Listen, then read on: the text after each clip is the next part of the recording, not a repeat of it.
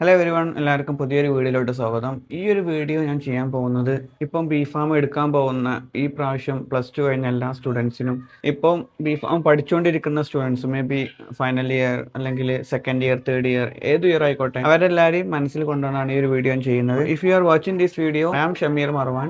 I completed my B farm.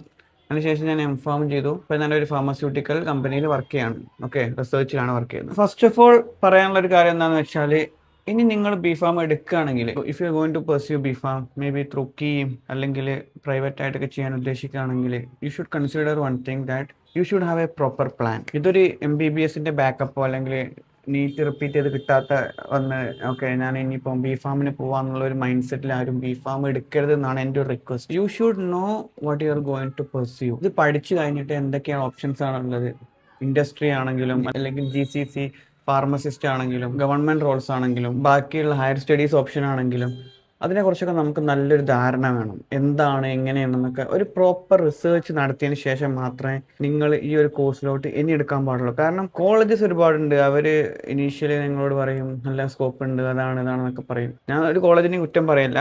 അപ്പോൾ നിങ്ങൾ നിങ്ങളുടേതായ ഒരു ഫണ്ടമെന്റൽ റിസർച്ച് ചെയ്തതിന് ശേഷമായിരിക്കണം ഗോയിങ് ഫോർവേഡ് ബി ഫാം പോലത്തെ കോഴ്സുകൾ ചൂസ് ചെയ്യാൻ. B pharm or Pharm D, okay, D pharm, എന്നീ കോഴ്സസ് നിങ്ങൾ നിങ്ങളുടേതായൊരു റിസർച്ച് ചെയ്യണം.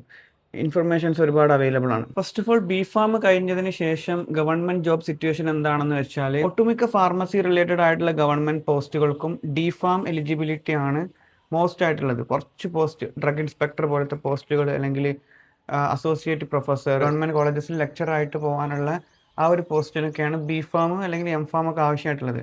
ബാക്കിയുള്ള എല്ലാ പോസ്റ്റിനും ഡിപ്ലോമ മതി. ഇപ്പോൾ നിങ്ങൾ ബി ഫാമോ എം ഫാമോ ആണെങ്കിൽ അപ്പോൾ നിങ്ങൾ ചിലപ്പോൾ അവിടെ ഓവർ ക്വാളിഫൈഡ് ആവാനും ചാൻസ് ഉണ്ട്. ഭയങ്കര കോമ്പറ്റീഷൻ ആണ്, വേക്കൻസീസ് കുറവാണെന്നൊക്കെയുള്ള കാര്യങ്ങൾ നിങ്ങൾ മനസ്സിലാക്കും. രണ്ടാമതൊരു കാര്യം GCC റിയാലിറ്റി. GCC എന്ന് പറയുമ്പോൾ ഗൾഫിലോട്ട് ഫാർമസിസ്റ്റ് ആയിട്ട് പോവാം. അവിടെ പോയാൽ ഒരുപാട് പേര് അങ്ങനെ പോയിട്ട് രക്ഷപ്പെട്ടിട്ടുണ്ട്. Now situation is quite difficult guys. എന്താണെന്ന് വെച്ചാൽ ഭയങ്കര കോമ്പറ്റീഷൻ ആണ്. എല്ലാ രാജ്യത്തു നിന്നും ആളുകൾ വരുന്നുണ്ട്. Bangladesh, Philippines, Pakistan, India. അപ്പോൾ ഒരുപാട് ഫ്ലോ കൂടുതലാണ്, ആളുകളുടെ ഫ്ലോ ഒരുപാട് കൂടുതലാണ്. അപ്പോൾ അവിടെ അവർക്ക് ഫാർമസിസ്റ്റിൻ്റെ അവൈലബിലിറ്റി കൂടുതലാണ്. അങ്ങനെ ആകുമ്പോൾ അവർ സാലറിയൊക്കെ അപ്പോൾ കുറക്കാൻ തുടങ്ങി, ലിവിങ് കോസ്റ്റ് കൂടാൻ തുടങ്ങി. പിന്നെ ഒരു സെയിൽസ് മോഡിലോട്ടാണ് ജോലിയൊക്കെ പോകുന്നത്. More of A sales related ആയിട്ടുള്ള ജോലികളാണ്. ഒരു സെയിൽസ്മാനെ പോലെയൊക്കെയാണ് ചില ഫാർമസിയിലൊക്കെ ഫാർമസിസ്റ്റിനെ കാണുന്നത്. ഭയങ്കര ടാർഗറ്റും പ്രഷറും.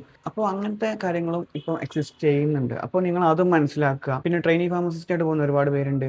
അവരുടെ കേസ് എന്താണെന്ന് വെച്ചാൽ ചിലപ്പം അൺപെയ്ഡ് ഇന്റേൺഷിപ്പ്, വെയർ ഹൗസിലൊക്കെ ബോയ്സിനൊക്കെ വെയർ ഹൗസിൽ ജോലി.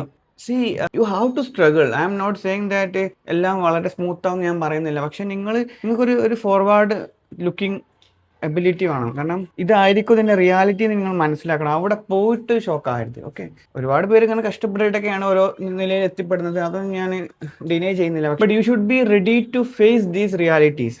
അവിടെ പോയിട്ട് ഒരു ഷോക്ക് ഉണ്ടാകാൻ പാടില്ല. ഓക്കെ, അപ്പോൾ GCCയിലോട്ട് പോകാനൊക്കെ താല്പര്യമുള്ള ആളുകളാണെങ്കിൽ അവിടുത്തെ എക്സാമിന്റെ കാര്യങ്ങൾ എങ്ങനെയാണെന്നൊക്കെ മനസ്സിലാക്കുക, അതിന്റെ ലൈസൻസിങ് എക്സാംസ് എങ്ങനെയാണെന്ന് മനസ്സിലാക്കുക, അവിടുത്തെ ജോബ്സ് എങ്ങനെയാണ്, ഇപ്പോഴത്തെ കറന്റ് സിറ്റുവേഷൻ എന്താണെന്നൊക്കെ സീനിയേഴ്സ് ഒക്കെ ഉണ്ടെങ്കിൽ ചോദിച്ചു നോക്കുക, മനസ്സിലാക്കുക. നെക്സ്റ്റ് മൂന്നാമത്തെ ഒരു കാര്യം എന്താണെന്ന് വെച്ചാൽ industry jobs after B farm. അപ്പോൾ ഒരുപാട് കേരളത്തിൽ നിന്നൊക്കെ ഒരുപാട് കോളേജസ് ഞാൻ കണ്ടിട്ടുണ്ട് ഇന്റേൺഷിപ്പ് കൊടുക്കും. മൈലാൻ പോലത്തെ കമ്പനീസിലേക്ക് ഒരുപാട് പേര് ഇന്റേൺഷിപ്പ് ചെയ്യുന്നുണ്ട്, കഴിഞ്ഞിട്ട് റോളും കൊടുക്കുന്നുണ്ട്. ഈ റോൾസിന്റെ ഒരു പ്രത്യേകത എന്താണെന്ന് വെച്ചാൽ സ്റ്റുഡൻസ് ഇതും മനസ്സിലാക്കേണ്ട ഒരു കാര്യമാണ്.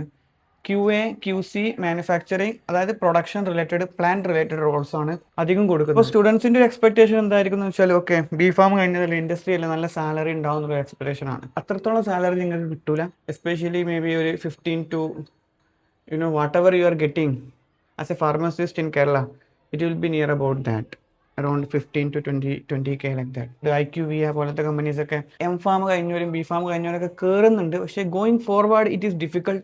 But there salary is also around 18K to 20K starting ഒക്കെ അങ്ങനെയാണ്. അപ്പോൾ നിങ്ങൾ മനസ്സിലാക്കേണ്ടത് എന്താണെന്ന് വെച്ചാൽ ജോലി കിട്ടും. Data analyst, clinical data analyst പോലത്തെ ജോലികളൊക്കെ കിട്ടുന്നുണ്ട്. എല്ലാവർക്കും കിട്ടുന്നില്ല. But some students are getting that also. അതും നിങ്ങൾ മനസ്സിലാക്കേണ്ട സംഭവം എന്ന് വെച്ചാൽ സാലറി ഇത്ര ആയിരിക്കും. ഞാനൊരു പ്രൈവറ്റ് കോളേജിൽ പോയി ബി ഫാം ചെയ്തു.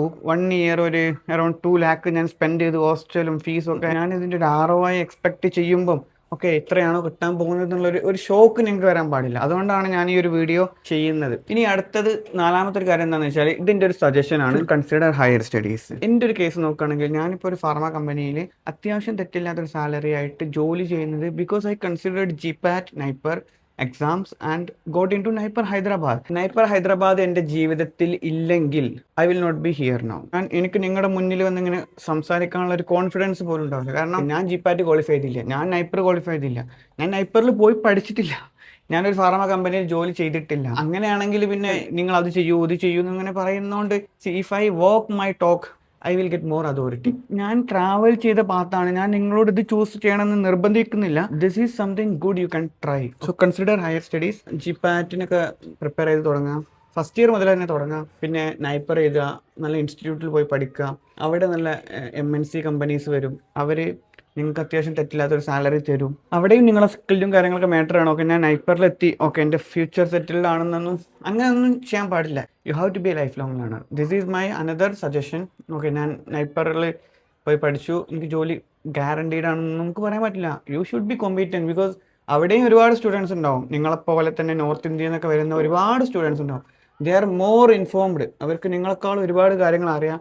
ഇൻഡസ്ട്രി അവയർനെസ് ഉണ്ട്. ഫസ്റ്റ് സെമസ്റ്റർ മുതലേ കോച്ചിങ്ങും കാര്യങ്ങളൊക്കെ, കോച്ചിങ് അതായത് ട്യൂഷന് പോകുന്ന സ്റ്റുഡൻസ് ആയിരിക്കും ജിപാറ്റ് നൈപ്പറിനൊക്കെ. You have to keep that also in mind. ഇതിന് കൂടെ തന്നെ ഒരു കാര്യം പറയാനുള്ള എന്താണെന്ന് വെച്ചാൽ, ഒരു അഞ്ചാമത്തെ കാര്യം എന്ന് പറയുമ്പോൾ കീപ് ബിൽഡിങ് സ്കിൽസ്. നിങ്ങൾ പഠിക്കുന്ന സമയം മുതൽ തന്നെ നിങ്ങൾ സ്കില്ല് ബിൽഡ് ചെയ്യുക. അല്ലാണ്ട് ഫൈനൽ ഇയർ എത്തുമ്പോൾ ഓക്കെ ഒരു വേക്കപ്പ് കോൾ കിട്ടി സ്കില്ല് ബിൽഡ് ചെയ്യാന്നല്ല. അവിടെ എന്താ നോക്കേണ്ടതെന്ന് വെച്ചാൽ നിങ്ങളുടെ communication skill, presentation skill, conferences attend ചെയ്യുക, ഇന്റേൺഷിപ്പിന് പോവുക, നല്ലൊരു ലിങ്ക്ഡിൻ പ്രൊഫൈൽ ക്രിയേറ്റ് ചെയ്തിട്ട് ഓൺലൈൻ പ്രസൻസ് ഉറപ്പുവരുത്തുക. ഇത്തരം കാര്യങ്ങൾ നിങ്ങൾ പാരലലി ചെയ്യണം. അല്ലാണ്ട് പെട്ടെന്ന് ഫൈനൽ ഇയറിൽ പോയിട്ട് ഞാനൊരു ലിങ്ക്ഡിൻ അക്കൗണ്ട് ക്രിയേറ്റ് ചെയ്യുക, this is not how it works. So you should have an idea. നിങ്ങൾ ഫാമിൻ്റെയോ ബിഫാമോ ഏതോ എടുക്കാൻ പോകുന്നോ എനിക്കറിയില്ല, but these are my request. എനിക്ക് പറയാനുള്ള ഒരു കാര്യം എന്താണെന്ന് വെച്ചാൽ, don't just join B pharm just because you got a seat. You should know why are you going to join to a pharmacy course. നിങ്ങൾ എന്തിനു വേണ്ടിയാണ് ജോയിൻ ചെയ്യുന്നത് എന്നുള്ളൊരു ധാരണ നിങ്ങൾക്ക് വേണം.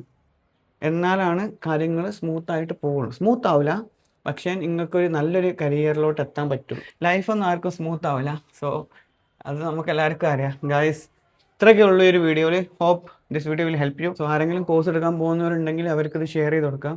If you like this video press the thumbs up, and if you have any suggestions comment under this video.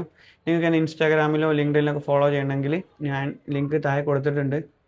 I am pretty active on Instagram. You can follow me over there. Even I am posting a lot of reels also. You can get more insights from my reels also, because I have posted a lot of reels. It will help you. Okay guys, bye.